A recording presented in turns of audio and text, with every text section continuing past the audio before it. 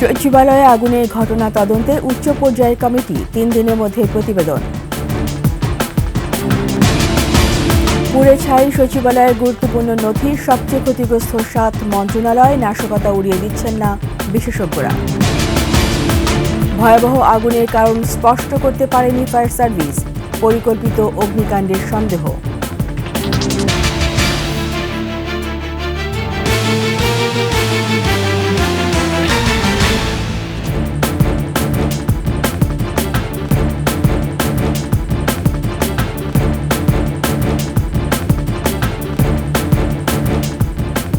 শুনছিলেন সংবাদ শিরোনাম। আমন্ত্রণ 21 সংবাদের সাথে আছি রীতা চৌধুরী। দর্শক, 21 টেলিভিশনের সংবাদ একই সাথে সরাসরি দেখতে পাবেন আমাদের ফেসবুক পেজ www.facebook.com/2124 অনলাইনে সাবস্ক্রাইব করতে পারেন www.youtube.com/21tv চ্যানেলে। সচিবালয়ে আগুনের কারণ অনুসন্ধানে উচ্চ পর্যায়ে তদন্ত কমিটি গঠন করেছে সরকার। 3 দিনের মধ্যে দিতে হবে প্রাথমিক প্রতিবেদন। উপদেষ্টা পরিষদের জরুরি বৈঠক শেষে এমনটাই জানান উপদেষ্টা সৈয়দা রেজওয়ানা হাসান। কমিটি চূড়ান্ত প্রতিবেদন জনসমক্ষে প্রকাশ করা হবে বলেও জানান তিনি। মেহেদী হাসানের রিপোর্ট। বুধবার মধ্যরাতে সচিবালয়ে আগুনের ঘটনায় জরুরি বৈঠকে বসে উপদেষ্টা পরিষদ। বৈঠক শেষে আরও 2 উপদেষ্টাকে নিয়ে গণমাধ্যমের মুখোমুখি বন, পরিবেশ ও জলবায়ু পরিবর্তন বিষয়ক উপদেষ্টা সৈয়দা রিজওয়ানা হাসান বলেন, সর্বোচ্চ নিরাপত্তা ব্যবস্থার মধ্যেও আগুন কি করে লাগলো তা জানতে স্বরাষ্ট্র সচিবের নেতৃত্বে তদন্ত কমিটি গঠন করা হয়েছে। 3 দিনের মধ্যে প্রাথমিক রিপোর্ট দেবে এই অগ্নিকাণ্ডের ঘটনার বিষয়ে। কমিটির সভাপতির দায়িত্ব পালন করবেন স্বরাষ্ট্র মন্ত্রণালয়ের সিনিয়র সচিব। ওনার সাথে থাকবেন সচিব, গৃহায়ন ও গণপূর্ত মন্ত্রণালয়, আমাদের পুলিশের আইজিপি, ফায়ার সার্ভিস এবং সিভিল ডিফেন্সের প্রধান, তিনি থাকবেন সদস্য সচিব, থাকবেন সশস্ত্র বাহিনীর একজন বিস্ফোরক বিশেষজ্ঞ এবং 3 জন বিশেষজ্ঞ। আগুনে 5টি মন্ত্রণালয়ের ক্ষতি হয়েছে, খোয়া গেছে অনেক মূল্যবান নথিও।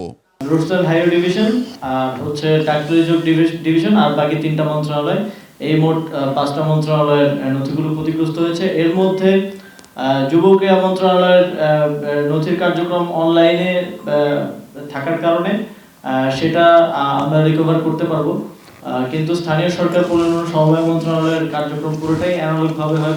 বিকল্প ব্যবস্থায় ক্ষতিগ্রস্ত মন্ত্রণালয়গুলো আগামী রোববার থেকে কার্যক্রম চালাবে বলেও জানান সৈয়দা রিজওয়ানা হাসান। নামকাওয়াস্তে একজন কর্মকর্তা, নামকাওয়াস্তে একটু প্রযুক্তি, কিন্তু ডিজিটালাইজেশন বলতে যেটা বুঝায় সেটার কিন্তু কোনো সুফল এই অগ্নিকাণ্ডের ঘটনার পরে আমরা আসলে পাচ্ছি না। মেহেদী হাসান, 21 টেলিভিশন, ঢাকা। প্রায় 10 ঘন্টা পর পুরোপুরি নিভে গেছে সচিবালয়ের 7 নম্বর ভবনে লাগা আগুন।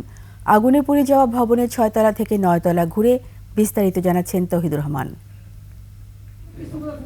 মধ্যরাতের ভয়াবহ আগুন নিয়ন্ত্রণে আসে বৃহস্পতিবার সকাল 8:05 দিকে, আর দুপুর 11:15টায় নিভে আসে পুরোপুরি। পরে ফায়ার সার্ভিসের সদস্যদের সাথে সচিবালয়ের কর্মকর্তা, কর্মচারী ও আইন শৃঙ্খলা রক্ষা বাহিনীর সদস্যরাও 7 নম্বর ভবনে যান।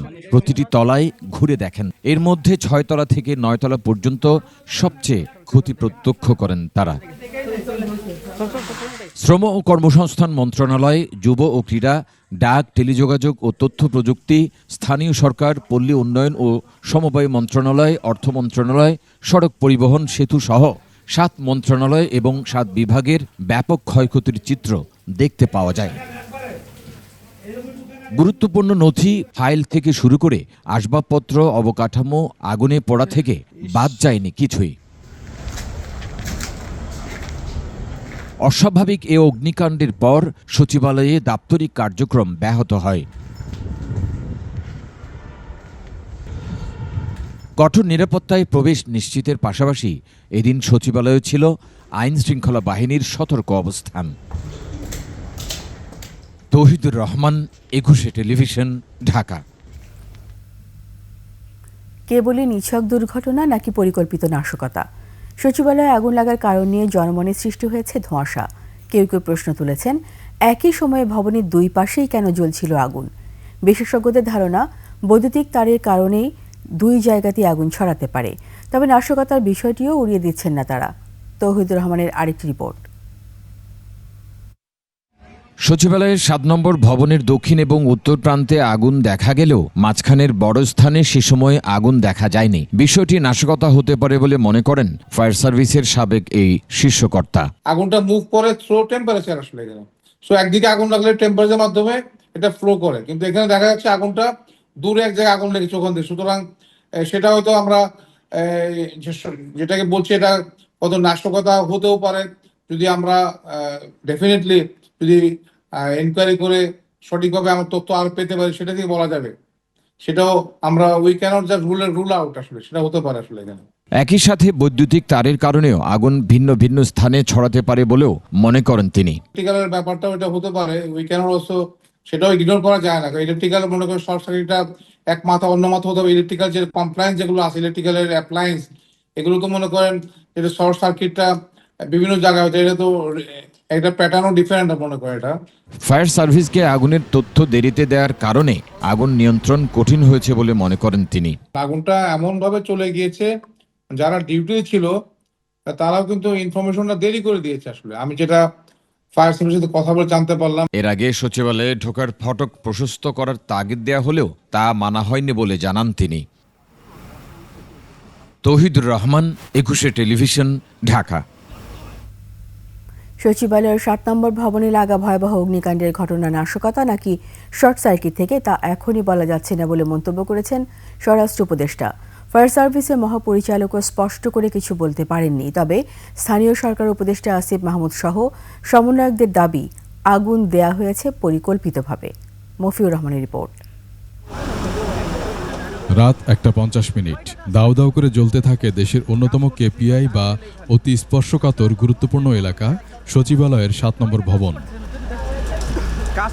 ফায়ার সার্ভিসের 19টি ইউনিটের প্রায় 7 ঘন্টা চেষ্টায় আগুন নিয়ন্ত্রণে আসে সকাল 8:05।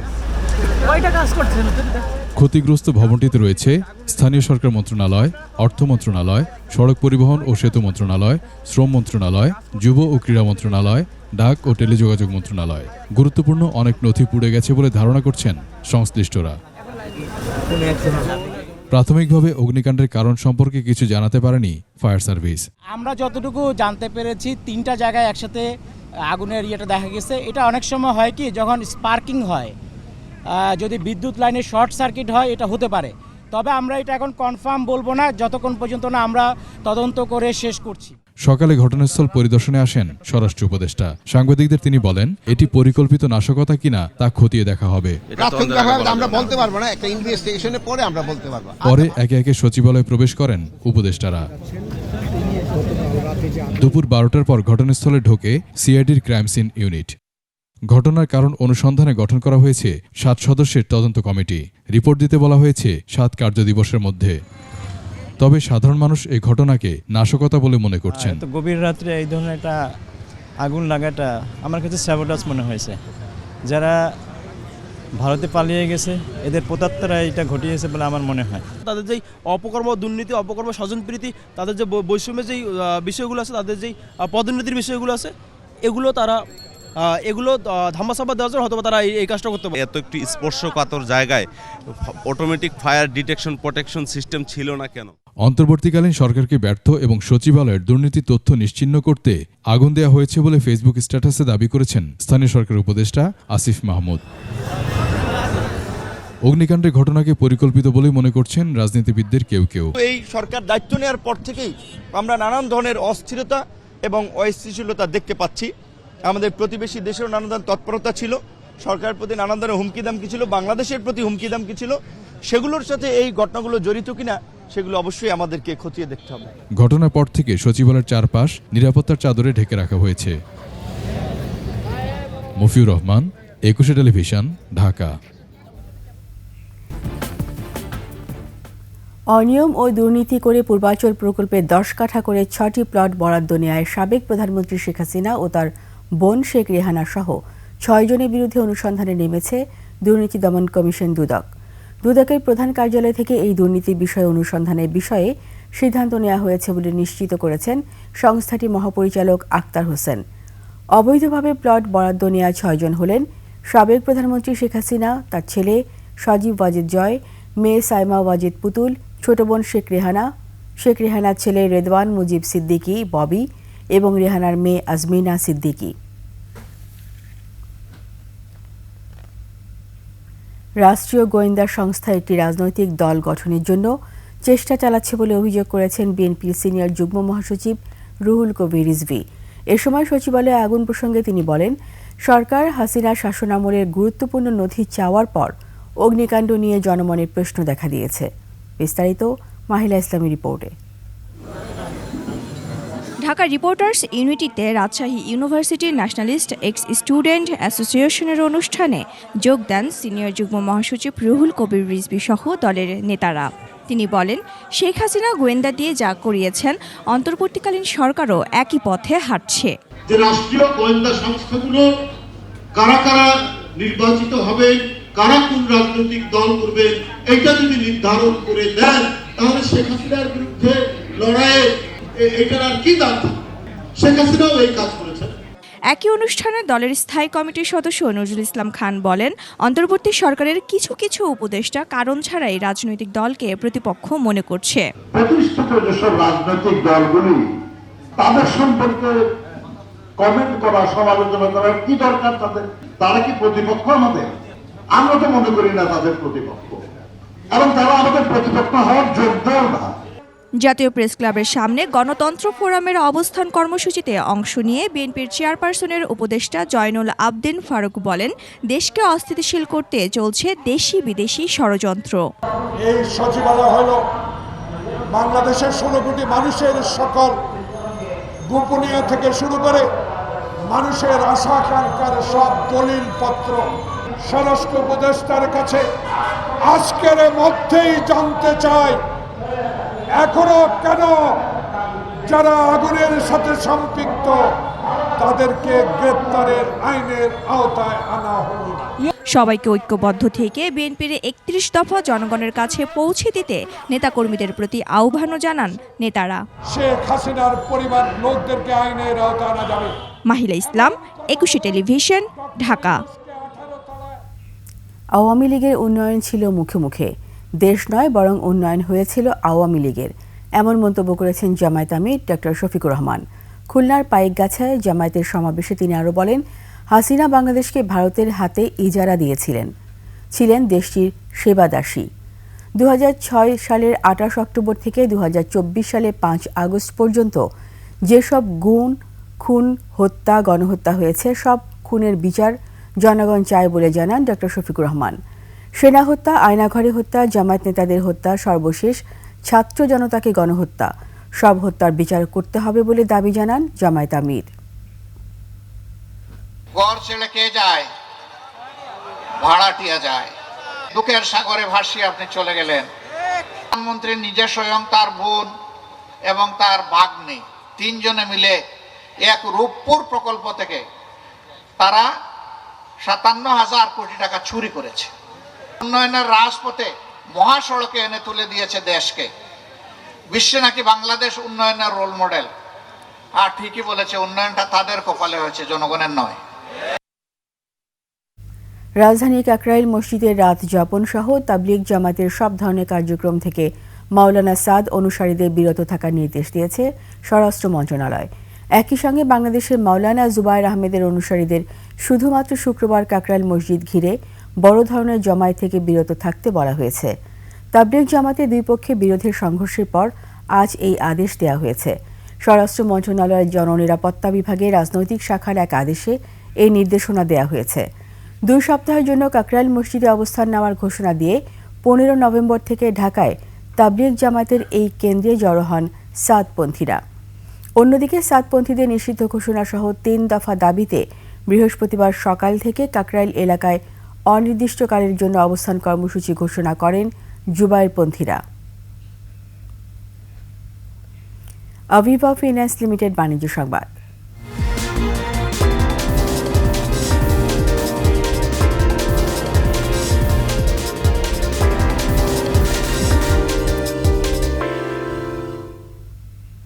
$24,690 মেট্রিক টন চাল নিয়ে ভারত থেকে চট্টগ্রাম বন্দরে ভিড়েছে এমভি টানাইস ড্রিম নামের একটি জাহাজ। চট্টগ্রাম বন্দরে 11 নম্বর জেটিতে ভেড়ে জাহাজটি। গেল 22 ডিসেম্বর ভারতের অন্ধ্রপ্রদেশের কাকিনাড়া বন্দর থেকে ছেড়ে আসে এমভি টানাইস ড্রিম। খাদ্য মন্ত্রণালয়ের কর্মকর্তারা জানান, G2G পদ্ধতিতে সরকার 6 লাখ মেট্রিক টন চাল আমদানির আন্তর্জাতিক দরপত্র আহ্বান করেছিল। এর অংশ হিসেবে ভারত থেকে প্রথম চালান বাংলাদেশে পৌঁছেছে। জাহাজ থেকে প্রতিদিন 3000 মেট্রিক টন করে চাল খালাস করা হবে।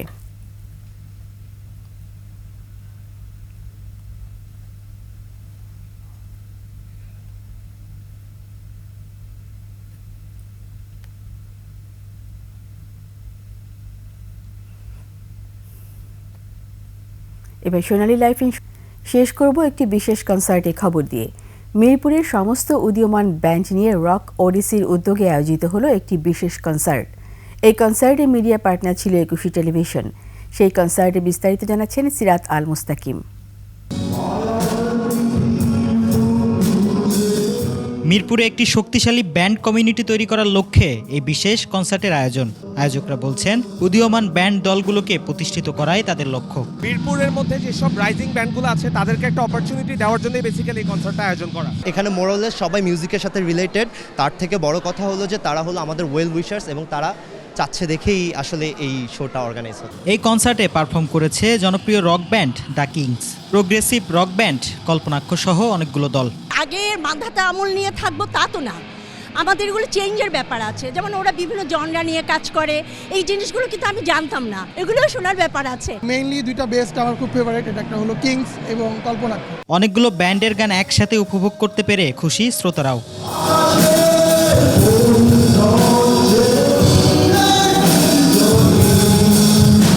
সিরাত আল মুস্তাকিম, একুশে টেলিভিশন, ঢাকা। এরই সাথে শেষ করছি একুশের সংবাদ। যাবার আগে সংবাদ শিরোনামগুলো আরও একবার। সচিবালয়ে আগুনের ঘটনা তদন্তে উচ্চ পর্যায়ে কমিটি, 3 দিনের মধ্যে প্রতিবেদন। পুড়ে ছাই সচিবালয়ে গুরুত্বপূর্ণ নথি, সবচেয়ে ক্ষতিগ্রস্ত 7 মন্ত্রণালয়, নাশকতা উড়িয়ে দিচ্ছেন না বিশেষজ্ঞরা। ভয়াবহ আগুনের কারণ স্পষ্ট করতে পারেনি ফায়ার সার্ভিস, পরিকল্পিত অগ্নিকাণ্ডের সন্দেহ।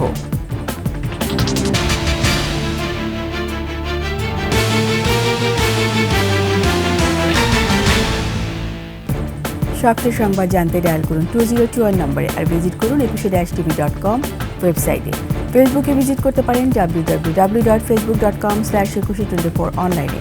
সাবস্ক্রাইব করতে পারেন www.youtube.com/@ekushe-tv চ্যানেলে। এতক্ষণ সঙ্গে থাকার জন্য সবাইকে ধন্যবাদ। পরবর্তী সংবাদ দেখার আমন্ত্রণ রইল। একুশের সাথেই থাকুন।